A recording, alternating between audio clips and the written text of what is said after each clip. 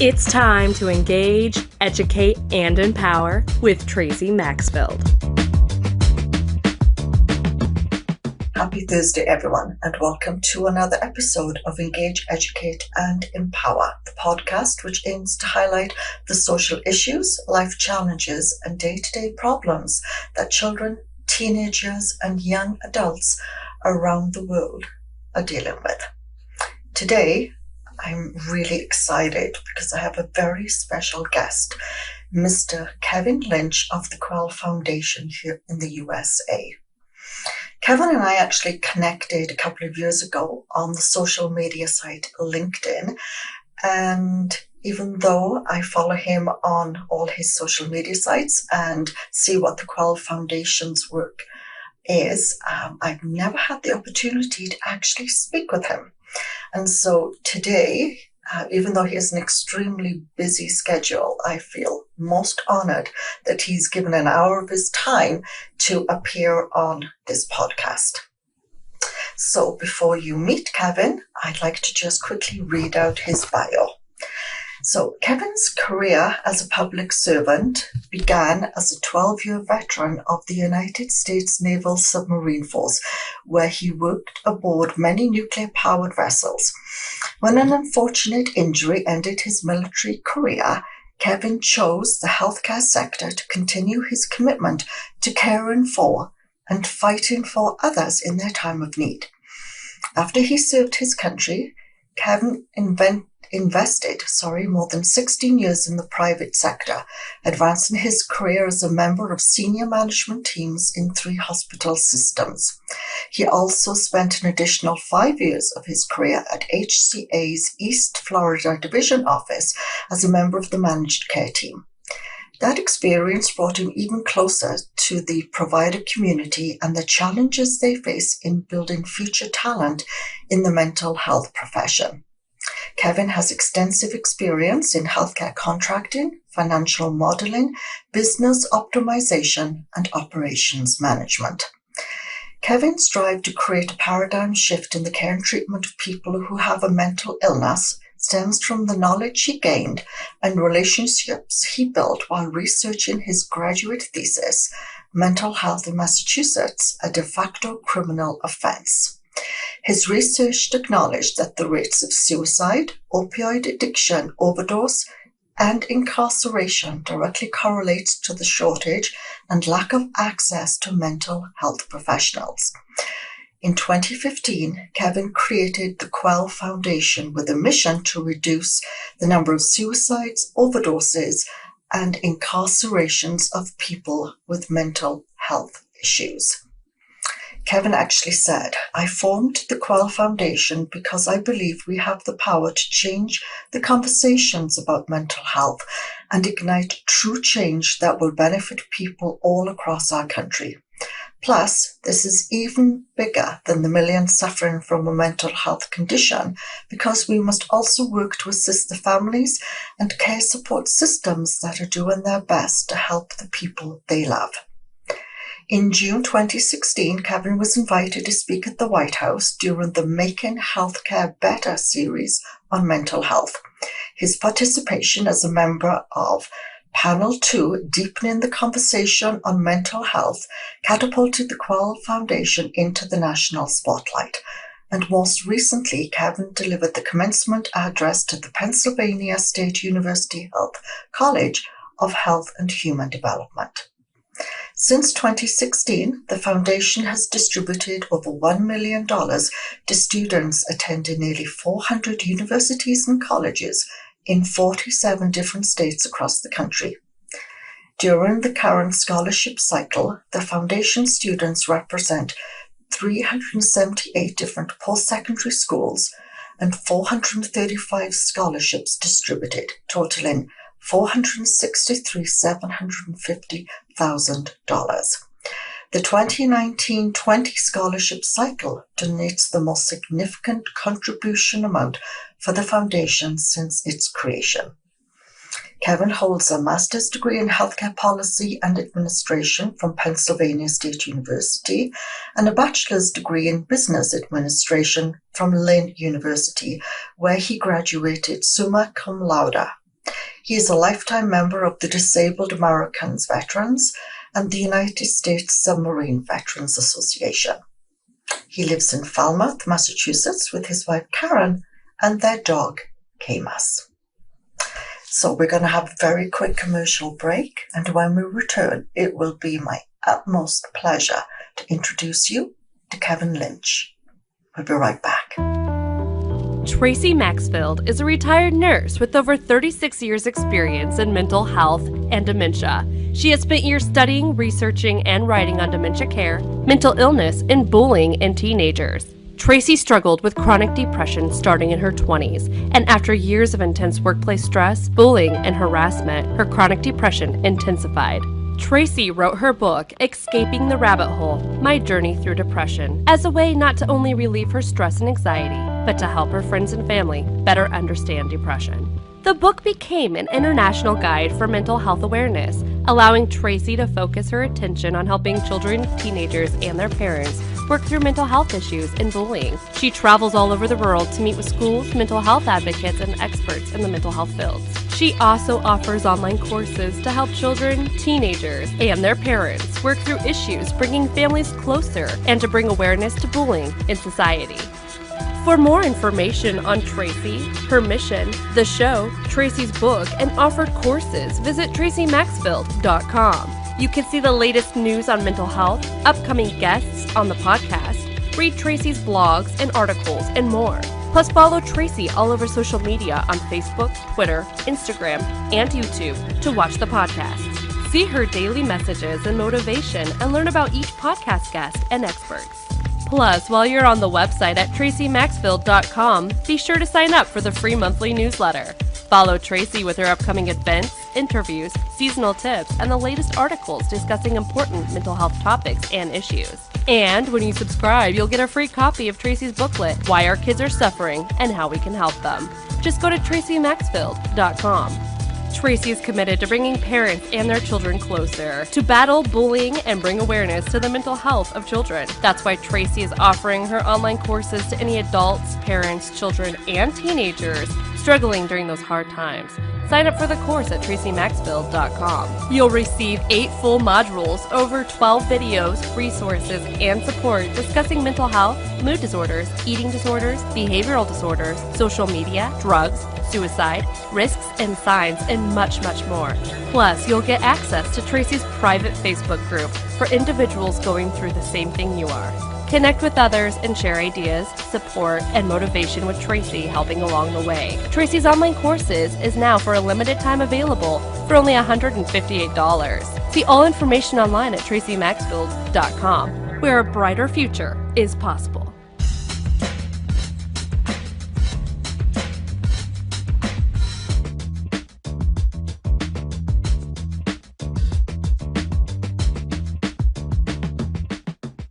So, welcome back, everybody. And as promised, it is my great pleasure to introduce you to Kevin Lynch. Kevin, thank you so much. I know you have a really busy schedule, so I really appreciate you giving up some time to talk with me. Tracey, thank you so much for having me here this afternoon. I'm thrilled. So, in the background, we can see hashtag Lift the Mask, the Quell Foundation. Yes. And I'd like to talk to you a little bit about that, and you explain what it does, because right now you're making such an enormous impact on young adults, on kids, which is what our focus is of this podcast, and what your foundation is doing to help them. So please take it away. Well, thank you so much. So the Quell Foundation, we're 4 years old now, almost 4.5 years old. And I started this foundation I started this foundation because I did a thesis. I wrote my thesis on mental health in America, and I had learned so much about this underserved population of people that I just felt compelled to do something. So I left my job in healthcare and started a not-for-profit organization with the goal of having a direct impact in reducing the number of suicides, overdoses, and the incarceration of people that live daily with the challenges of having a mental health diagnosis. So yes, and I mean, I would imagine that your naval career, you must have seen um, obviously some mental health challenges there in the work that in the work that you were doing. I actually read your thesis. I don't know if you remember, but a couple of years ago you sent me a copy. Yes. Um, I'll just share briefly with the audience. So initially we connected on LinkedIn when I was arguing with you about statistics. Yes. And so Yeah. and so I had made a post on social media that suicide was now the second leading cause of death. And I had received my information from the CDC, and it actually said second leading cause of death from 5 years old until 24. And you came back and said, well, that's not exactly true. It's actually this age. And so, I'm very passionate, but I'm also stubborn. I'm like, no, it's true. I read it. And so we had a little bit of a spat on social media, and we both agreed um, that we were looking at different statistics, which in fact was are still correct. Yeah. I think the challenge is, of course, is that they're still not capturing the information on the ages of children. We know from occasional newspaper articles that a 5-year-old or a 6-year-old has died by suicide, but that's something that they're not collecting right now.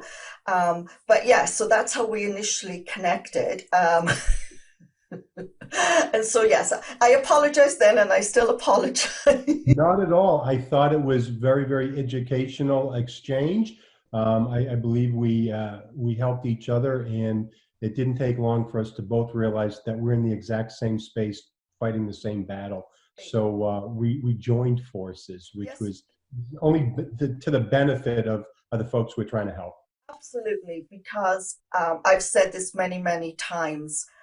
We all are in this together to try and help our kids. I do not believe one single person can go and do all this change. I think we're all in this together, and we all bring different gifts to the table that can connect with children, teenagers, young adults, even adults, because we know that sometimes parents are struggling with their own mental health challenges, and that directly will impact their children as well. Of course. So that's when you actually sent me your paper, and I read it, and it resonated so much, because I think what I'm trying to share with people, especially parents and teachers, and there's some that still don't get it, is that kids have mental illness. I mean, right? The statistics Of course they do. 50% of Absolutely. all mental illnesses show signs and symptoms by age 14, 75% by age 24. So that in itself tells us that if we're able to identify that the teenager, the child has a problem, and start supporting and helping them, we have a better long-term optimistic recovery We than, really do. right, than if we go, no, you can't be depressed. You're a teenager. You're going through a stage. You're being difficult. It's your hormones. Because this is what I love. You've identified that we know that if we do not help these kids and they're left to seek support from maybe people that do not know, or are encourage them to take drugs as a way to deal with it, or go into crime, that they go into a slippery slope. And so many that are incarcerated, I think the latest statistics, and you can correct me if I'm wrong, they said up to 70% of those Yes. incarcerated and up to the age of 30 or 31 have an underlying mental illness. That's correct. Unfortunately, here in the U.S., we closed a lot of our mental health care facilities in the early 70s. We favored community reintegration, and it really didn't get the funding that it needed long term. So as a result, we find a lot of the population who needs services end up, and while they're not exclusively our homeless population and those that are hospitalized, but there's a great deal of them that have been incarcerated for behaviors that are consistent with somebody who's unmedicated or does not have the proper treatment. So we know that in the absence of treatment, many people self-medicate, and that might look like drug abuse and substance abuse and alcohol misuse. I agree. And I think, one of the biggest challenges I have is when I'm talking to parents and or teachers even, and I'm trying to explain to them that what we need to do is start teaching kids as young as possible, not necessarily about mental illness, but how to promote their own mental health, good brain health. And if we start teaching them about what is anxiety and stress and how to manage your stress and failure, we're a society where all of a sudden we're not allowed to fail anymore. And we need to reframe that. It's not failure. I call them learning opportunities, but if we're able to, explain to kids that, guess what, you're not always going to make the team. You may not get the grade you want, right? You may not, go out with that girl. If we're able to explain to them and help them develop strategies to cope with their feelings, they have a better chance as they go through each grade of becoming more resilient. That's absolutely true, Tracey. And I also think that as a result of that, they'll be more accepting. I look forward to the day when we have normalized this conversation around mental health and is no longer an outlier. It's just a conversation that we have. We don't, we don't alienate or ostracize folks who may have diabetes or some other physical illness, but we do that with mental health. And I think by and large, that's because we don't understand mental health. We have stigmatized it because a lot of what we have learned, we being like my generation, the baby boom generation, and perhaps a little bit of the gen behind me, we have learned most of what we know about mental health from social media and through different forms of media, whether it be TV or the movies. And we usually depict these folks with the mental health diagnosis in adverse ways. I 100% agree. And I mean, growing up in the United Kingdom, I didn't come to Canada until 1987. Institutionalization in the insane asylum was very, very common. I mean, I did my psychiatric nursing component in a Victorian style asylum. And it, even though we don't do lobotomies anymore, they still had the rooms set up where they used to do them. And already, as you're driving up, it was set away from the town by a long, windy road. And when you got there, you just saw this red brick and mortar building that was so Victorian. And immediately I thought, can you imagine being brought in an ambulance to this place where you want to get help? The stigma's already started. Of course. Where is he? Oh, he's on that place on the hill. Yeah, that's exactly right, Tracey. Unfortunately, we see that on a lot of college campuses, although we are evolving from that. So if you need mental health care services, it's not where you might receive other services. For physical illnesses, you have to walk to that side of the campus. So when you're on your way over there, people know where you're going. And we are now adopting centralized locations that don't differentiate between physical and mental health, which is really, really important. Oh, 100%. I mean, I keep driving home because I have a YouTube channel and I do a blog as well. And I keep driving home to everyone. Your brain and body are connected. They cannot operate in isolation from one another, and what happens in the head is going to affect the physical body, those aches and pains, that nausea, that muscle pain. And I think if we can start getting them to understand, I think we'll be one step closer. I know lots of people are now starting to talk about brain health, but my concern is they still go on how to, they don't tell you how to handle stress, or they don't identify that some stress is actually good for you. Sure. right? They keep saying, oh, no, de-stress your life. Don't be stressed. Don't be stressed. And that's become, I think, a dirty word, because now if you say I'm stressed, everyone's like, oh my goodness. Yeah. And Sure. instead of getting to the bottom of, well, actually, if you're stressed for an exam, that's good stress. That's a normal, a normal human response. So, with regards to the Quell Foundation, I follow you guys. I followed you now for years on social media, and I love what you guys are doing. One footnote: the awesome T-shirts that you had done, they don't ship to Canada. There you go. I tried. I will personally put one in the mail to you. We'll offline, we'll talk about that. I will make sure we take care of that for you. I Because of love that. I love that T-shirt, that logo, that stigma with the red line through it is yes. just essentially what we're trying to do. Let's remove this stigma. And of course, on the weekend, you had the ceremony, and there was music, and you had so many of the students that were showcasing the Yes. t-shirt. And so on Instagram, I said, I love this. I'm going to order one right now. And I went through all the processing, and they said, we don't ship to Canada. Oh, no. Well, I've just made a mental note of that. Okay, we'll make sure to see what we can do to rectify that, because it is a very, very popular shirt, So, especially now. I mean, we're just talking about mental health. The what we did on Saturday was special. Initially, it was to recognize the students that we have graduating. So the Quell Foundation has um, 82 scholarship recipients that are graduating this year, so and we didn't want this day to go by, or this celebration to go by without acknowledging this huge personal accomplishment that each one of them had. So I was speaking with a young artist over in Nashville, and we talked about her performing a concert for them.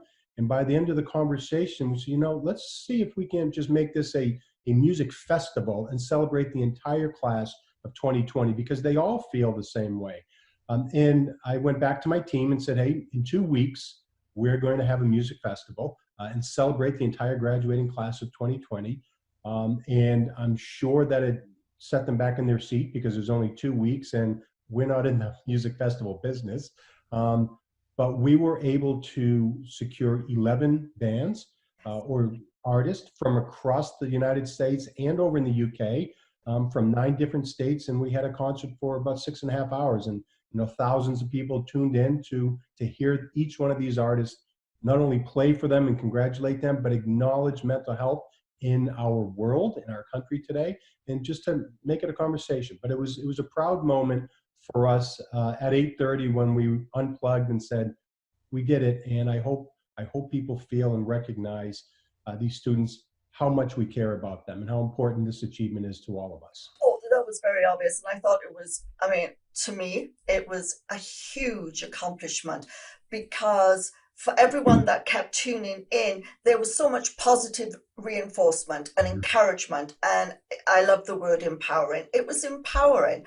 And I think also what it does is, for maybe someone who tuned in that is struggling with some issues in their life, I'm hoping that by seeing all the students and seeing just everyone connected for a common cause, that it's given them the confidence to say, you know what, I'm going to reach out and I'm going to talk to someone and get help. That is exactly what one of the impacts that we had hoped that it would have. And as a result of that, we did receive many, many emails and shout outs and certainly notes of gratitude. And we allowed folks to call in or to type in, let us know who they want us to give a shout out to.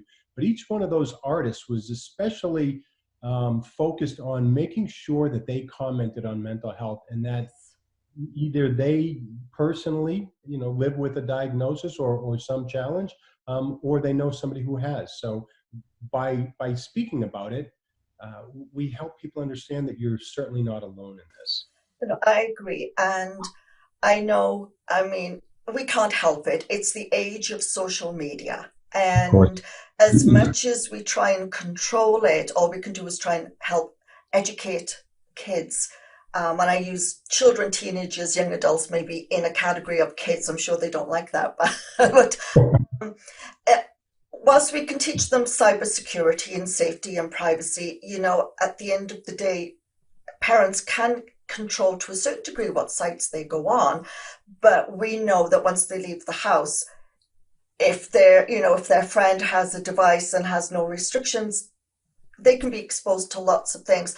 Lots of stars come out and talk about their challenges. Now, Lady Gaga is very vocal, and I think she is doing a lot. And I know that personally, some teenagers that just love her and really feel safe and supported, knowing that their idol is out there talking about it.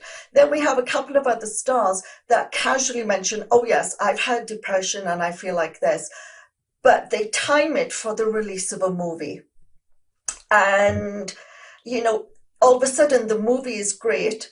And then when you go back to talk to them later, they deny they ever had it. And that to me is very infuriating, because I do not believe you should use any kind of illness or disorder to promote something, especially because your target audience are the teenagers, are the young adults. And Yes. I think it sends an inconsistent message there. So the Quell Foundation, I know right now you're going through applications, I believe, for the next round of scholarships. We are. We are. It's daunting. It's exciting. It's so incredibly exciting. So, we really do focus on this next generation of mental health care providers and students. And it's very, very deliberate for us. And it's deliberate in a way that I feel strongly that Gen Z and the generation that's coming out of college now and coming up into school, this is the group who is going to normalize this conversation. So how are they going to do that? Well, these folks are the same ones who made it completely socially unacceptable to voice a negative opinion about our LGBTQ family and friends. It's just socially unacceptable. It's the same thing with bullying. They stood up to bullying and they disallowed that. So I'm confident that when we bring them into the workspace, they're also going to be standing up for mental health. So we started this scholarship program in May of 2016. We had 14 applications. My wife and I funded all of them, and we give 3 scholarships away. So we give a scholarship away to students who have lost a parent or sibling to suicide, and that's our Survivor Scholarship. Our Fighter Scholarship is for students who have a mental health diagnosis, and in spite of that challenge, are continuing on to post-secondary education. And then finally, our 3rd scholarship is called Bridge the Gap, because when we are collectively successful in removing this stigma, we have to make sure that we have the resources available for them. Otherwise, we've done a horrible disservice to them. So since 2016, and including this year, we will have distributed about $1.8 million in scholarships. We have over 500 students right now, and they're in 49 states. We've got just 1 state left, and they're attending over 400 different universities. So we are absolutely thrilled with that. And we're proud. We're proud of that. We have developed a junior board of directors. You mentioned earlier about having anxiety. You go onto campus, of course, you're going to have some anxiety your first year on campus, or your first college exam. But we're trying to help our students understand that that is okay, that is normal. And we do that because we have recruited our past scholarship recipients and also our alum who have since graduated to form a peer-to-peer group. So we don't just give our students a scholarship and wish them good luck for the year. We contact them. We email them. We call them continually. We have to text. Not a lot of students respond to email, but we reach out to them and see how they're doing. Ask them about their roommate. Ask them about the campus, what they like about it. And if they don't know where services are on campus, we let them know where services are, because we're very proactive in that. I think that what we've been able to accomplish now in 4.5 years is just extraordinary. It's absolutely phenomenal. And I say, wow, kudos to you guys, because Thank you so much. It is changing lives. And I always believe that, when someone has had that support and that acknowledgement and the education, they pay it forward all the time. And that, I think, is what's so important, because that's what's going to correct the misinformation about mental illness, and it's going to cancel out that stigma.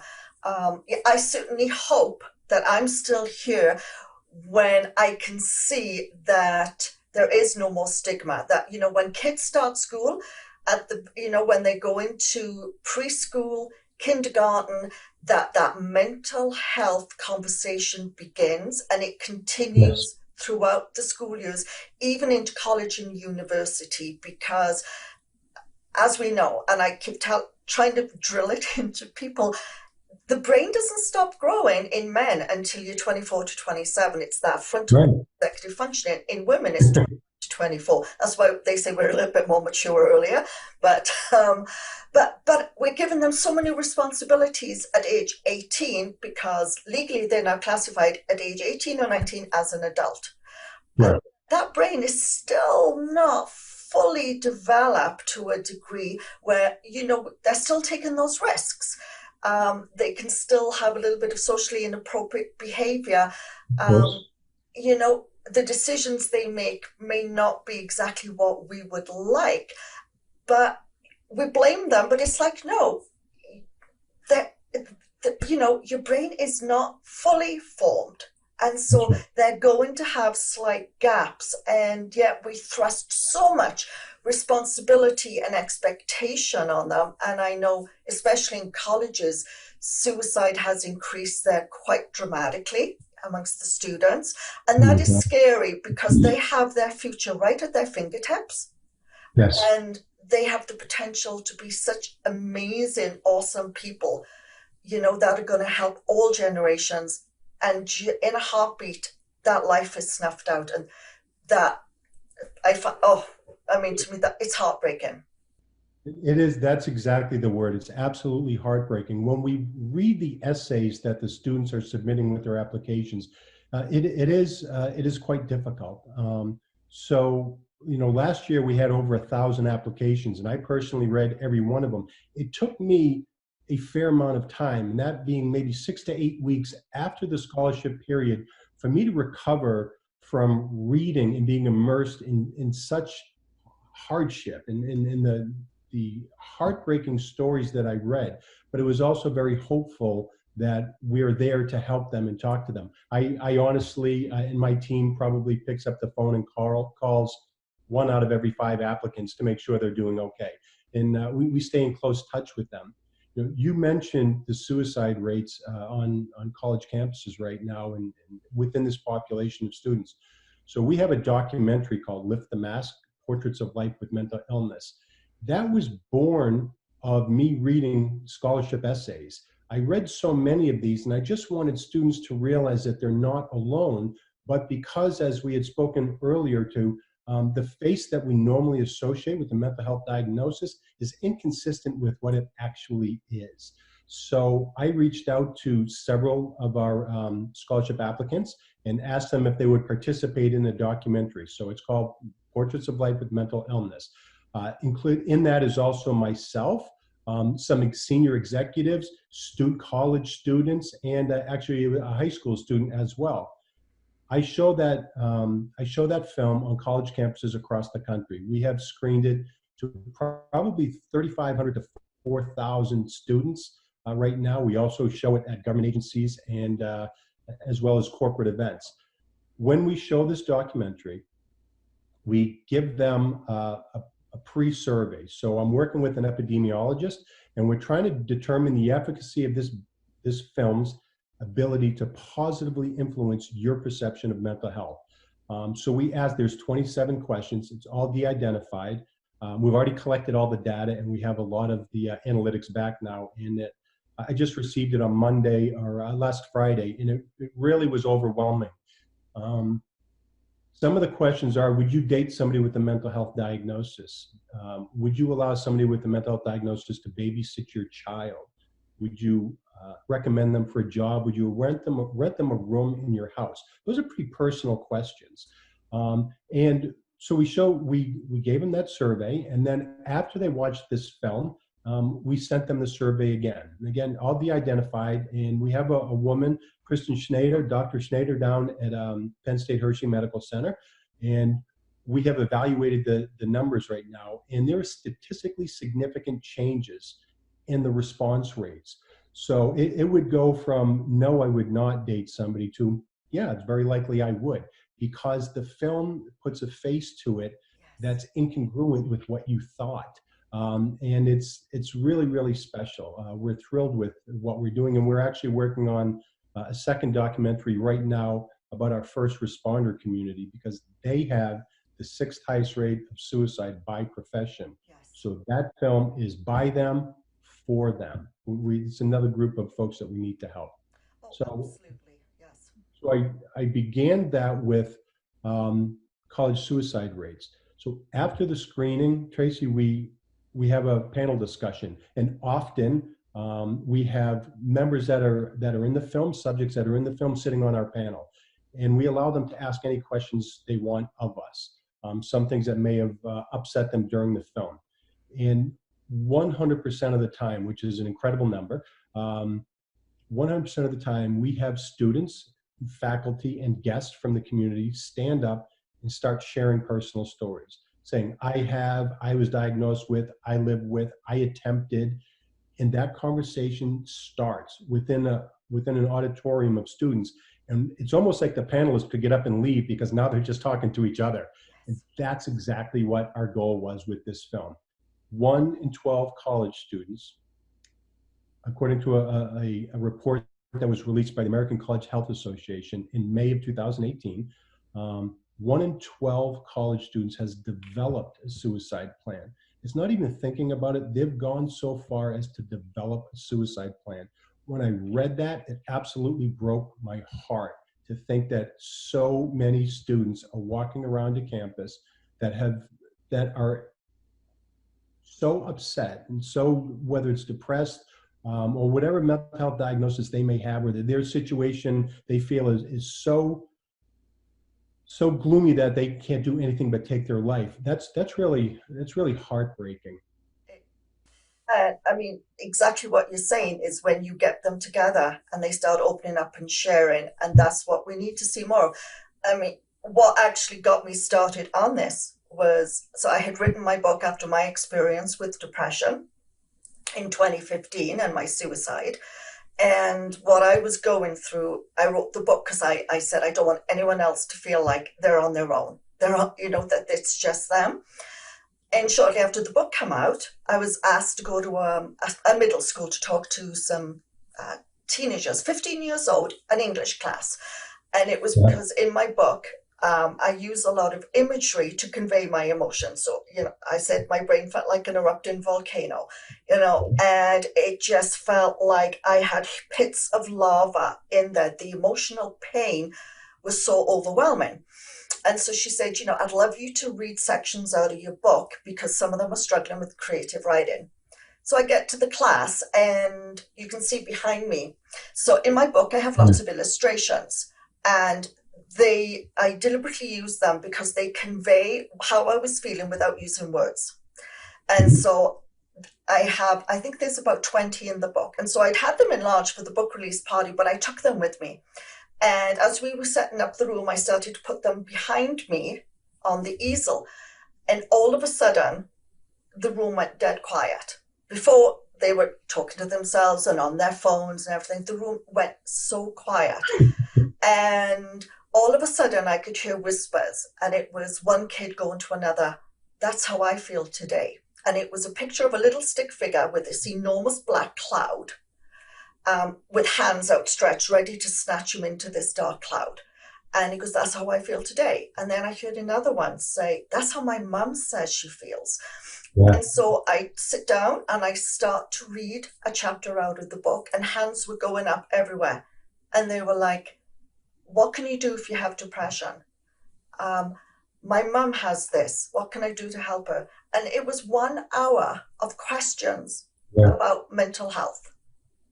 And how incredibly special is that you have that kind of an impact, that it opens up that type of dialogue in a non-confrontational way, and it's just a conversation. you're having a conversation with people about a subject that has traditionally been taboo. I think that is so fantastic. Congratulations, Tracey. That is so special. I mean, it blew me out of the water because they were, I mean, these were really well thought out, articulate questions that from kids that were very, very concerned and wanted to know how to help and do the right thing. And even at the end of the class, the English teacher came up and said, I didn't see that coming. Didn't see that coming. 2 weeks later, they asked me to return for Human Library. And so it's their career day. And I was there as a new author, although deep down now I think I was set up. But anyway, there as a new author. So it was a week before the career day. All the kids had to sign up for whose table they wanted to sit at. And so 8:30 comes, the first group sits down. I think it was about 10 teens. They were from ages 11 to 15. And I start talking. So this is how you write a book, and this is how you publish the book. And they're all looking at each other like, what's she talking about? And I stopped and I said, you seem confused. Are you sitting at the right table? They said, yes. I said, can you tell me why you signed up to sit at my table? And finally, one brave soul said, well, we heard about you from English class. You're the lady that escaped the rabbit hole. We want you to tell us how you did it. And that was it. Every 30 minutes, I had group after group after group of teenagers sitting down, telling me what was going on in their lives. What could they do? You know, how can they help their friends? And I was like gobsmacked. And there were two students that really almost brought me to my knees. So obviously after each 30-minute session, as I would get ready for the next group to come in, there would always be one or two that would be waiting to talk to me.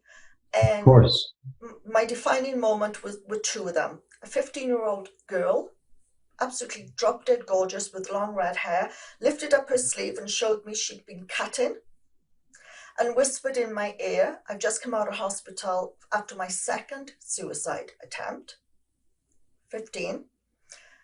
And then towards the end of the day, a 13-year-old boy that was very dark, hoodie concealing his face, did not participate in the group, was waiting, asked me, very embarrassed, can I talk to you? I said, yes, of course, fell into my arms, sobbing his heart out and said, I've been in the rabbit hole 7 years, when will I escape? And I went and spent 20 minutes talking to him and, you know, giving him suggestions, and he calmed right down and he said, thank you so much. And at the end of the day, as I was packing up, the counselor came to me, the school counselor, and said, we didn't bring you here to counsel the kids. That was not your job. And I said, what do you mean? And she goes, you're not supposed to sit and talk to them about things like that. And she goes, that's my job. And I said, well, I'm sorry, but when they open up to me and tell me what's going on and want help, I'm going to give them my time. And she said, well, you know him. And she referred to the 13-year-old boy. She goes, you're wasting your time. He's a lost cause. And it was all I could do not to go across the table and punch her. Absolutely. And, sure. You know, and that was it. I cried all the way home, and I had 63 teenagers open up to me.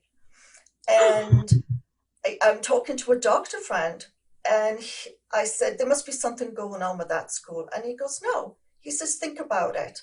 They knew about you. You're the lady that escaped the rabbit hole. Yeah. And they wanted to talk to you. And they said, kids will only talk to someone who's been there, done that, know what it's like. And that was the defining moment where I changed my focus from promoting the book to let's be a voice for the kids. Yes. Oh, that's an amazing, what a wonderful story. That's such a wonderful story. And I will think about that young man for some time to come now, certainly. I hope he's doing well. He is. Now, Tracey, we showed this film. I've always showed it on college campuses. I kind of drew the line there at 18 years old because we don't need any parental consent for starters, and because some of the subject matter is difficult. One of the young ladies in our film, Michaela, again, absolutely a breathtakingly beautiful young adult, who at 13 years old, and she's from an interracial family, a well-to-do family. At 13, she came home and found that her 16-year-old brother had taken his life. And she talks about this in the film. Now, she and her brother were both nationally ranked swimmers, National Honor Society. They were just straight, they were good, solid students.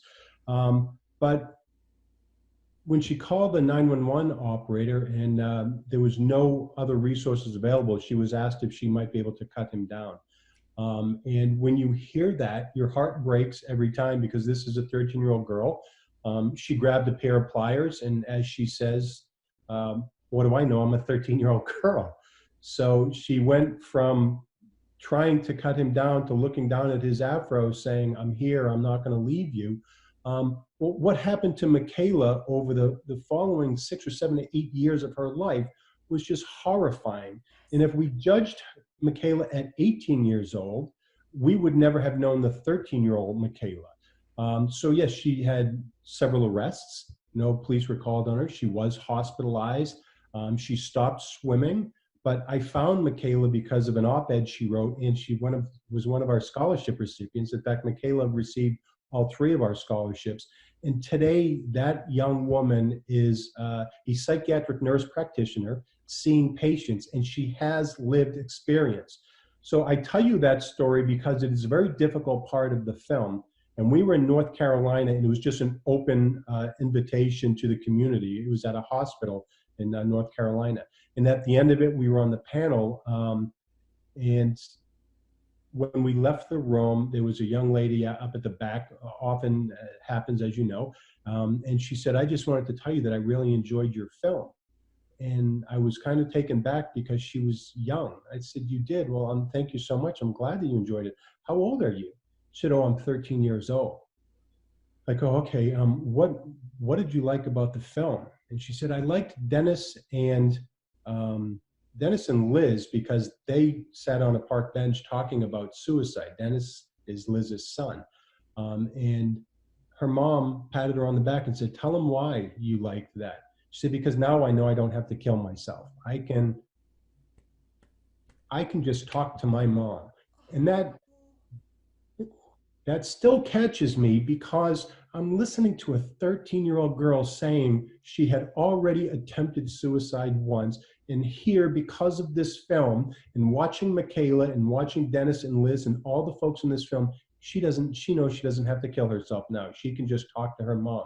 And it was everything I could do to get out of there with my composure, because I couldn't hold on to it. Once I got into a place where I was around people, I lost it. It just broke my heart to think that 13 years old, this is what's in her mind.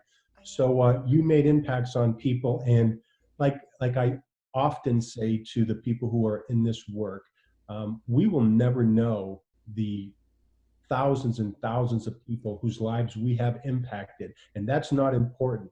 But the fact is, we have impacted it by the work that we're doing, and it is difficult work sometimes, but it is very, very rewarding, because if nobody else receives a wonderful message from that film, this young lady won't take her life because of it. And it's so powerful. It's saving a life.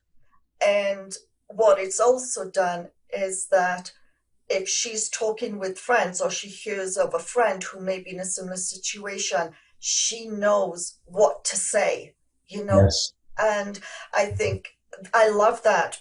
And it's a shame that a film like that could not be shown in middle school, in high school, because I keep reinforcing all the time, for the kids to reach out if they do not feel they can talk to a parent, to reach out to a trusted adult, someone who will sit there and listen to them and be that mentor, that guiding force, because every single kid needs one. And Absolutely. I keep stressing in the podcast is that if you're watching this and you're saying, well, this doesn't affect me, I don't have kids, Yes, it does, because you can be that person that can make a difference.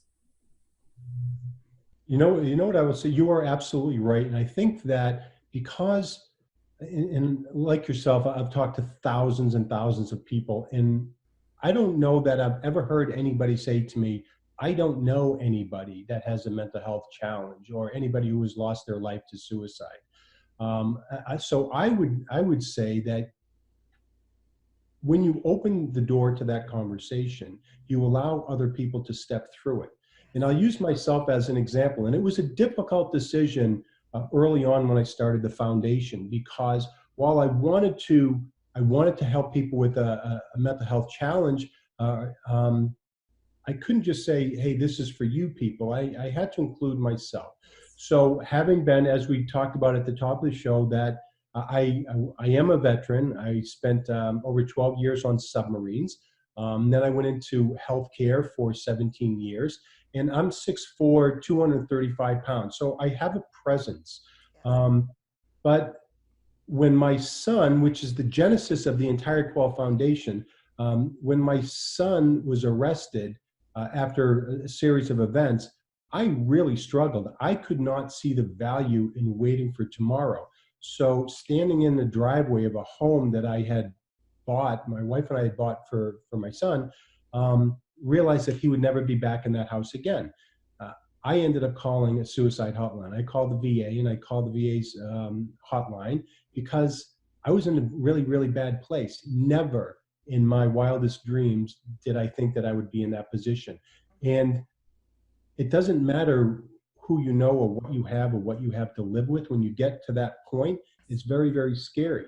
So when I made the personal decision to share that with folks that I had been diagnosed with clinical depression, I was nervous. I was absolutely nervous because I was waiting for all my buddies from the military to come at me, and all my peers, all my colleagues in the professional environment in hospitals to come back at me and give me a hard time. The exact opposite happened. The very first email I got was from a dear friend that I was on my first submarine with, and he shared with me his story of an attempted suicide.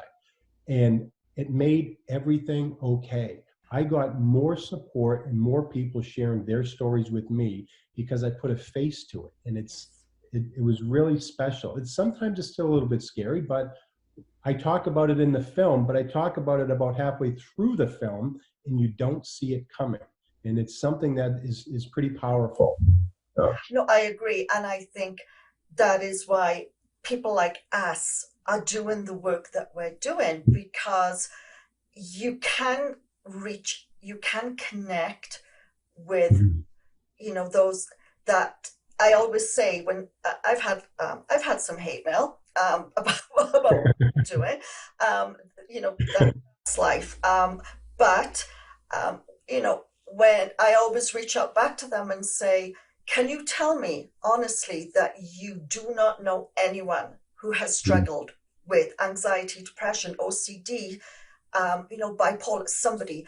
And I've yet to have somebody come back and say, I don't know anyone. Yes. They always know someone, whether or not it was a friend in school, if they're an adult, someone in the workplace, a neighbor, a family member, they know of somebody. And that then will open the dialogue, because I think sometimes they personalize it and think, well, I don't have anything and I'm fine. And, Right. And later on, I say what you have to understand is sometimes there can be a series of life events and stressors, which can, and that's exactly what happened to me, that can, you suddenly find out you're down that rabbit hole. And Yes. you may not have seen it coming, or you may have realized something was happening, but you didn't understand how bad it would get. And, I agree.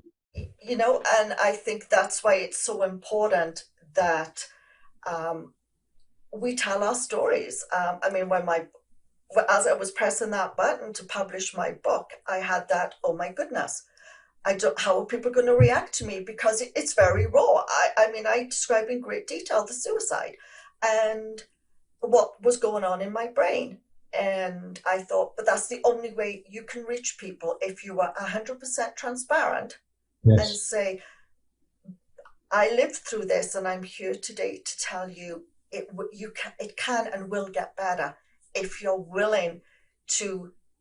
You've got, I mean, you have to make that commitment. You must want to get better because it's hard and it can be a lot of work at times. But once you open that door and you have that support and the resources, you can feel that change coming. It's very slow to begin with, but that kind of lifts you up, and I kept saying the light started to get brighter at the end of the tunnel. I love that. It's something that I say often. I was very, very fortunate to have been invited to give the commencement speech several years ago at Penn State. And towards the end of the commencement speech, I asked everybody a very pointed question. If you knew somebody who could not see the light at the end of the tunnel, would you go sit with them in the dark? Would you stand up and stand beside them to show them your support? And if your answer is yes, I invited them all to stand up right there and right then. Now, nobody knew that I was going to do that because I didn't share it intentionally. I didn't want to take the chance that somebody might say that's not a good idea. Well, when I asked them to stand up, Tracey, 14,000 people stood up in that auditorium like I flipped the switch. I'm sure that graduating class, well, they won't remember my name, but they will remember what I said with that. And you sometimes need to be that light at the end of the tunnel. Something I always ask folks, whether it's one-on-one conversation or after a screening, is, can you tell me the day that you chose to have depression? Do you remember that day? Do you remember the day that you wanted to have PTSD or anxiety or bipolar disorder or schizoaffective? Tell me about that day. That's the point. Nobody chooses. A mental health diagnosis is both unsolicited and unwelcome. And when we just accept that it is not something, my choice, my being diagnosed with a clinical depression was not my choice. It's not something that I did and caused that. So people have to understand that this is something that happens to you. And when we get to that point, we make it okay to talk about it. And it is okay to talk about it. It's so important that we talk about this. I agree. So we're actually running out of time. We went over, but you've got such wonderful things to say. That's not going to be a problem. My audience is going to love it. So parting words, Kevin. Interestingly, I told you that I have a very high audience in UK, Canada, New Zealand, USA, yes, and Australia. And what's very interesting is that the highest quota is 18 to 35 males, which very surprising. Now, I've thought that it could be that maybe, lots of males may have a shared account with their wife. And so it shows up on Facebook, when I get the demographics. But it's definitely a very high quota of males, which I actually find very positive, because we know that this is Male Mental Health Awareness Month, and yes, there's still a lot of stigma attached to men being honest and telling others what's going on with them, because there's that stereotypical, you're the breadwinner and you're supposed to help everyone else. So parting words to a teenager, a young adult, even anyone who's listening to this that are thinking something is happening to me, something is different, I'm feeling hopeless, I'm confused by what's going on. Words of guidance. I would say, I'm sorry that you're going through that, certainly.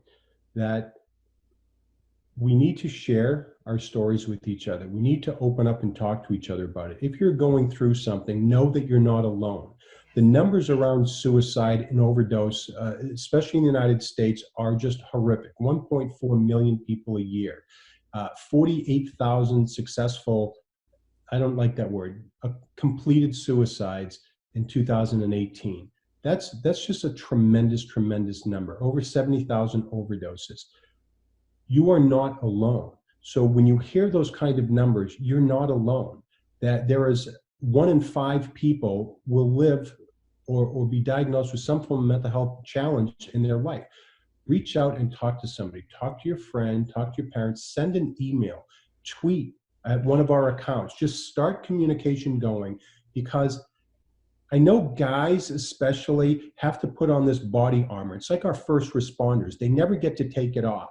You don't get to come home and take off your badge and no longer be a cop or EMS or a firefighter. You're always that to the community, to the neighborhood, to your family. Same thing with gentlemen. You don't get to come home and just say, I'm not doing okay, because you have to be home and be present for your family.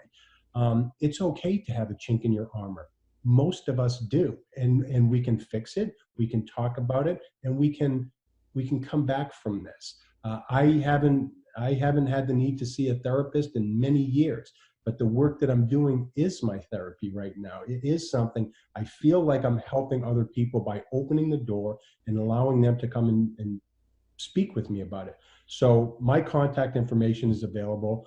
Reach out to national hotlines if that's what you need to do. There's crisis text lines, meet you where you're at, and it's all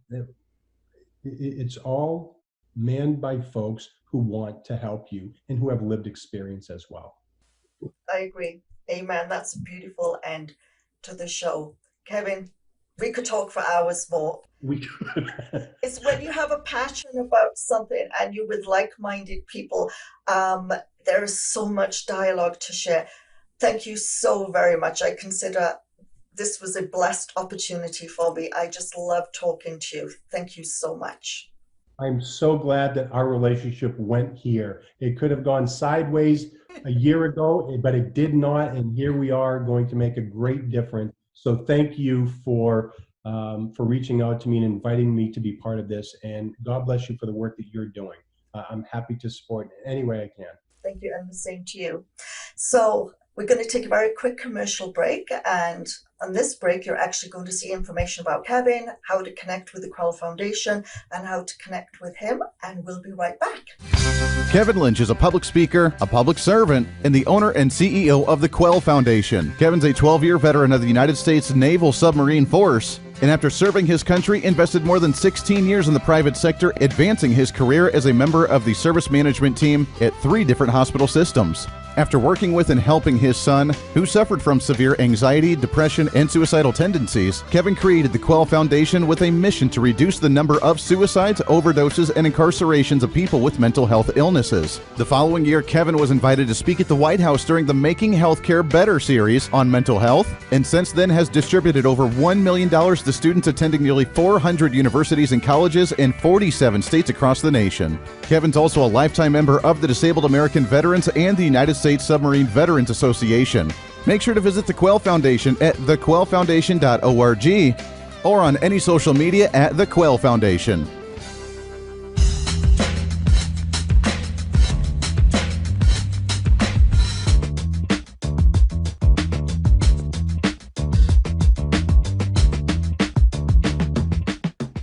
Welcome back, everyone. I do hope you enjoyed my conversation today with Kevin Lynch.